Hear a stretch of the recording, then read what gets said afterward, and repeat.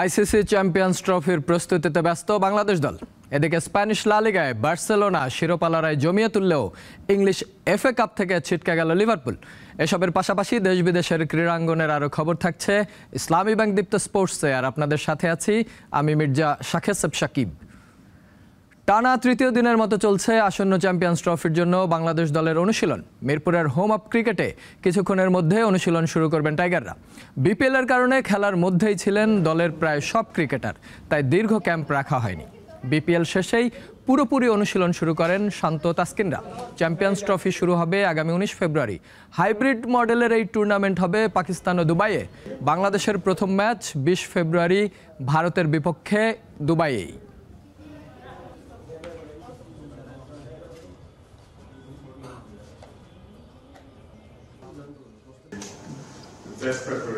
Champions ট্রফির আগে BPL টি-20 আয়োজন উপযুক্ত প্রস্তুতি নয়। বাংলাদেশ চ্যাম্পিয়ন্স ট্রফি জিততে পারবে না এই কথা বলছি না, তবে এই ধরনের বৈশ্বিক টুর্নামেন্টের আগে নিজেদের প্রস্তুতিটাও অন্যরকম হতে পারত। লিটন দাস বিপিএলে ভালো করলেও জাতীয় দলে ফেরার জন্য তাকে আরও পরিশ্রম করতে হবে। তবে একটা বিষয়ে সালাউদ্দিন কোচ হিসেবে দারুণ, ওর মতো একজন থাকায় সে সব ক্রিকেটারদের জন্য ভিন্নভাবে চিন্তা করতে পারে।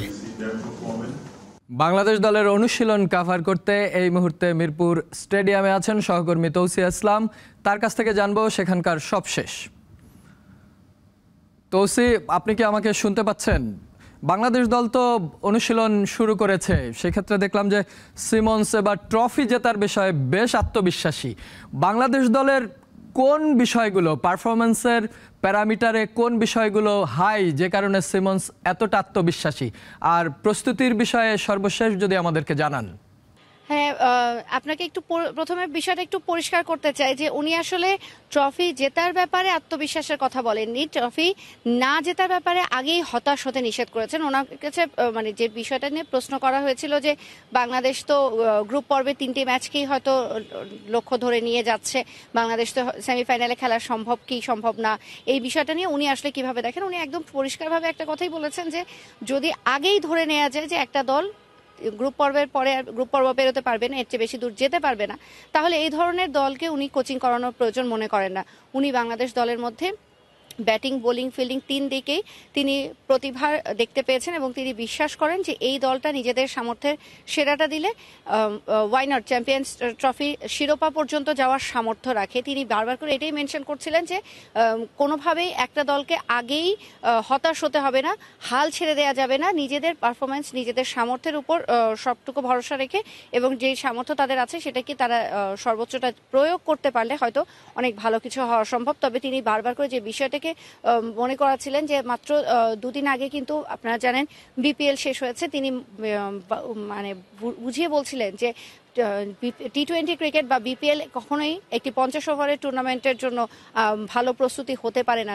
একটা 50 ওভারের টুর্নামেন্ট বা আইসিসি ইভেন্ট যখন 50 ওভারের ক্রিকেটে থাকে তখন তার আগে আসলে অন্তত একটা 50 ওভারের একটা টুর্নামেন্ট খেলার সুযোগ যদি বাংলাদেশের ক্রিকেটাররা পেতেন তাহলে হয়তো তাদের প্রস্তুতিটা খুব ভালো মানের হতো। যে কারণে যে অল্প সময় তিনি পাচ্ছেন ক্যাম্পে সেটা দিয়ে তাদেরকে জাজ করা, তিনি তাদেরকে জানেন, চেনেন, সবাইকে বোঝেন। যেমন লিটন দাসের অনুপস্থিতি নিয়ে যখন প্রশ্ন করা হয়েছে তিনি বলেছেন যে লিটন দাসকে খুব বেশি করে মিস করবে বাংলাদেশ দল, এটা স্বাভাবিক, তবে সেটি ক্রিকেটের একটি অংশ। ক্রিকেটের মধ্যে এরকম ঘটনাগুলো ঘটে, একটা খেলোয়াড় হয়তো পারফরমেন্সের কারণে বাদ করে ফিরে আসবে। আর বাংলাদেশ আমি জানিয়ে রাখি যে 13 তারিখ রাতে বাংলাদেশ দল চলে যাবে, তার আগে 3 দিনের একটি অনুশীলন ক্যাম্প করছে কিন্তু তারা চ্যাম্পিয়ন্স ট্রফির জন্য। সাকিব। ওকে, তো আপনাকে অনেক ধন্যবাদ। ফুটবল অবশেষে বাংলাদেশ স্কোয়াডে যুক্ত হলেন হামজা চৌধুরী। ভারতের বিপক্ষে এশিয়ান কাপ বাছাইয়ে 38 জনের প্রাথমিক স্কোয়াডে হেভিয়ার ক্যাবরেরার দলে সবচেয়ে বড় নাম শেফিল্ড ইউনাইটেডের এই তারকা। এছাড়াও দেশের ফুটবলে সাম্প্রতিক সময়ে আলোড়ন তোলা ইতালির 4র্থ স্তরের ক্লাব অলবিয়া এফসির 18 বছর বয়সী ফাহমুদুল ইসলামও ডাক পেয়েছেন দলে। সেই সাথে ফিরেছেন জামাল ভুঁইয়া, তারিকরাও। 38 সদস্যের প্রাথমিক দলের নতুন মুখ রয়েছে 6 জন। পুলিশ এফসির স্ট্রাইকার আলামিন, মোহামেডান স্পোর্টিং ক্লাবের গোলরক্ষক সাকিব আল হাসান, ডিফেন্ডার জাহিদ হাসান শান্ত, স্ট্রাইকার আরিফ হোসেন বাংলাদেশ স্কোয়াডে প্রথমবারের জন্য ডাক পেয়েছেন। আগামী 28 ফেব্রুয়ারি ঢাকায় শুরুর কথা জাতীয় দলের ক্যাম্প। সৌদি আরবে কন্ডিশন ক্যাম্প শেষে ঢাকা ফিরে 20 মার্চ। ম্যাচ ভেন্যু ভারতের শিলং যাবে বাংলাদেশ দল। Where you can find 36 of them who play যাদেরকে নিয়েছি তারা বেশিরভাগই বাংলাদেশ প্রিমিয়ার লিগ খেলা খেলোয়াড়।